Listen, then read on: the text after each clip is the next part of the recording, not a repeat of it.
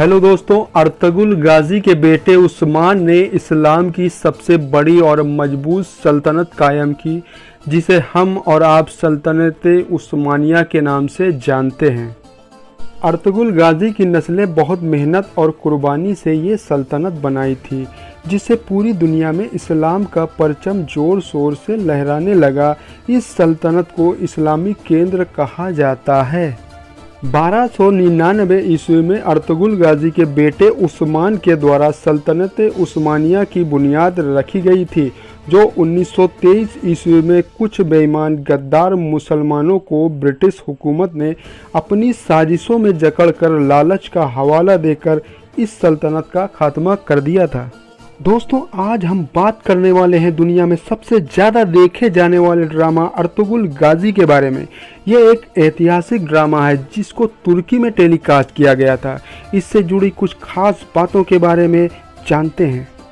Ertugrul गाजी तुर्की के Republic में आधिकारिक टीवी चैनल TRT1 पर प्रस्तुत नाक विलियस अर्तुगरुल का एक उर्दू अनुवाद है, जो कि तुर्की सल्तनत के शासक उस्मान प्रथम के पिता अर्तुगरुल पर बनाया गया है, जिसका पहला सीजन 2014 में हम नेटवर्क का चैनल के हम सितारा पर प्रसारित किया गया था और नई डबिंग के साथ दूसरी बार अप्रैल 2020 में PTV होम पर प्रसारित किया जा रहा है।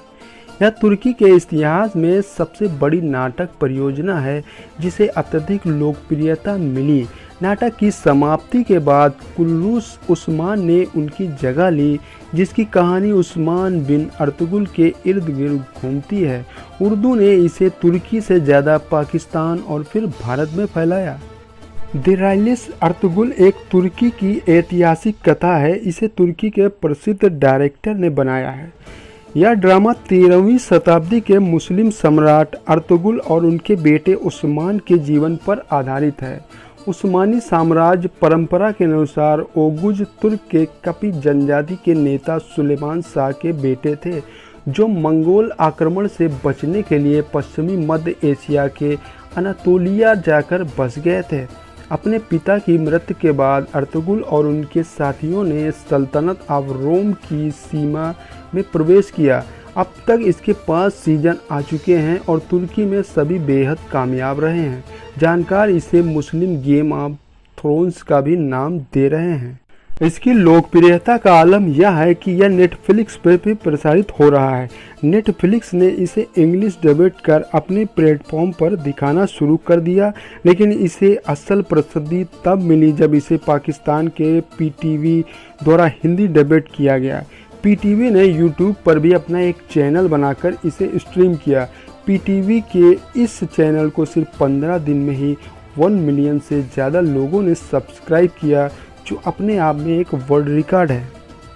13वीं शताब्दी के अनातोलिया पर आधारित तुर्की का टीवी शो अर्तुगरुल है, जो कि ऑटोमन साम्राज्य की स्थापना से पहले की कहानी है। इसमें अर्तुगरुल गाजी को संघर्ष दिखाया गया है, जो ऑटोमन साम्राज्य के संस्थापक उस्मान के पिता थे।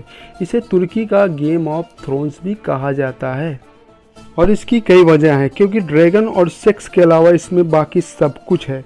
बड़े बड़े महल, शानदार दृश्य, बेहतरीन कपड़े, तलवारों की खनखनाहट, रोमांच, जहन्नुम और यहाँ तक कि शो की शुरुआती धुन उतना ही जोश भर देने वाली है। मैंने कई बार 50 की पार उम्र में पहुँच चुके लोगों को इसकी टाइटल थीम पर सिर हिलाते देखा है। पाकिस्तान में इस शो ने धूम मचा दी। YouTube पर उर्दू वर्जन आने के बाद तो कई रिकॉर्ड टूट गए और अब हिंदुस्तान में भी इस शो को खूब पसंद किया जा रहा है। अर्तुगरुल गाजी 2014 में तुर्की में रिलीज़ हुआ और देखते ही देखते सबका चहेता शो बन गया। असर अज़रबैजान में भी दिखा, क्योंकि दोनों देशों का इतिहास कभी एक ही रहा है।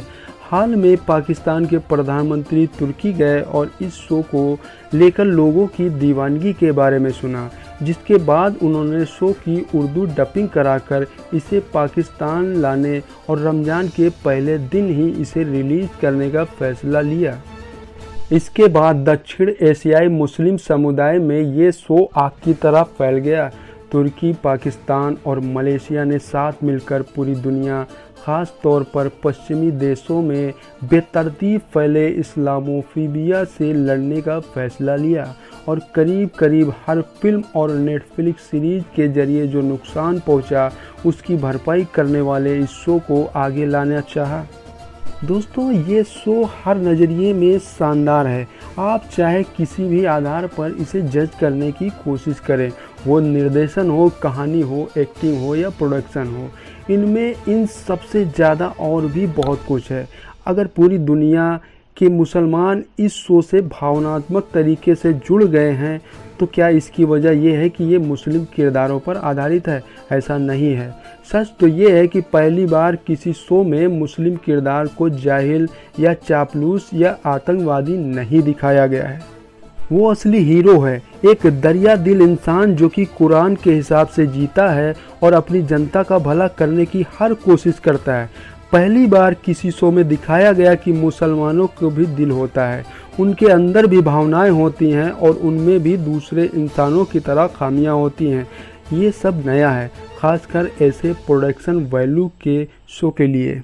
एक बात जो सबसे अच्छी लगा, इस शो में दिखाए गए मुसलमान और ईसाई अलग अलग नज़र नहीं आए, अच्छा बनाम बुरा के रूप में दिखाए गए। दोनों तरफ अच्छा और बुरा नज़र आया, जिससे कहानी में वो मानवीय हृदय नज़र आया जिसके लिए हम तरस रहे थे। पिछली पीढ़ी के लोग जिन्हें गेम ऑफ थ्रोन्स जैसा शो कुछ खास पसंद नहीं आया, उनका इस शैली के शो को पसंद करना काफ़ी उत्साहवर्धक लगा।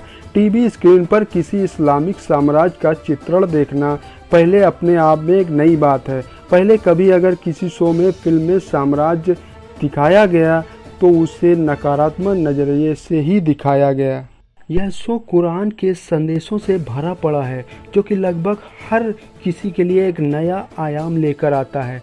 वाकई में अर्तुगरुल गाजी के जरिए पूरी दुनिया के मुसलमानों को न सिर्फ एक शो मिला है जो बेहतरीन तरीके से बनाया गया है, बल्कि वो नायक भी नज़र आए जिनके बारे में उन्होंने अपने पूर्वजों से सुना है।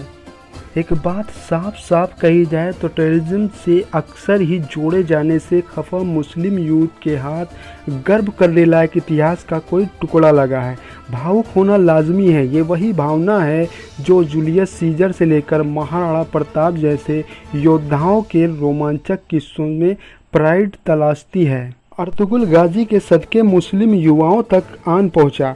मुस्लिम शासक अक्सर जंगली असभ्य आक्रांताओं के रूप में पेश किए गए। ये वो पश्चिमी देशों का नज़रिया है जो रिपीट होते रहने से अंतिम सत्य टाइप बन गया।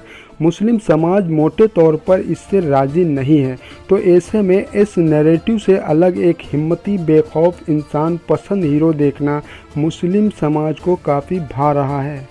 मुस्लिम वर्ल्ड से इतर भी इसकी तगड़ी फैन फॉलोइंग है।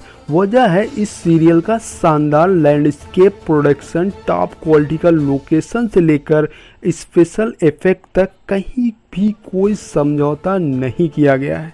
यूएसपी है, फाइट सीन्स हैं। इसके लिए नोमाड नाम की एक special Hollywood stunt team hire की गई जिसने हैरान करने वाले नतीजे दिए हैं। इसके अलावा टैलेंटेड एक्टर्स की पूरी फौज खड़ी कर दी मेकर्स ने, जिन्होंने डूब कर काम किया। बेहद संजीदगी से अर्तुगरुल को प्ले करने वाले अल्ताफ हों या हलीमा का रोल प्ले करने वाली एसरा बिलीच हैं।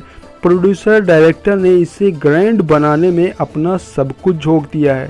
साथ ही इसे इतिहास की गौरव गाथा के साथ साथ एक थ्रिल ट्रीटमेंट भी दिया है जो लोग चिपके रहते हैं। अर्तुगरुल गाजी सिर्फ कबीलाई मारधाड़ नहीं है, मानवीय मूल्यों को इस सीरीज में कदम कदम पर अहमियत दी गई है और इस वजह से दर्शकों का कनेक्शन भी एपिसोड दर एपिसोड तगड़ा होता जाता है। चाहे आध्यात्मिक सीख हो या सिंपल लाइफ लेसन्स, जैसे हमेशा इंसाफ को तरजीह दी, बेगुनाहों कमज़ोरों की हिफाजत करो, ईश्वर पर भरोसा रखो और कभी हार मत मानो। इसके किरदार सभी आम इंसानों की तरह सही गलत की जहनी कशमकश में उलझते रहते हैं। यकीन करने लायक ये सेटअप इस सीरीज की सबसे बड़ी ताकत है। इसके अलावा इसके गहरे मुतमईन करने वाले डायलॉग्स भी हैं जिन्हें पब्लिक कोर्ट्स की तरह इस्तेमाल कर रही है। कुछ तो ऐसे हैं जो इस दौर पर भी आपको फिट लगेंगे।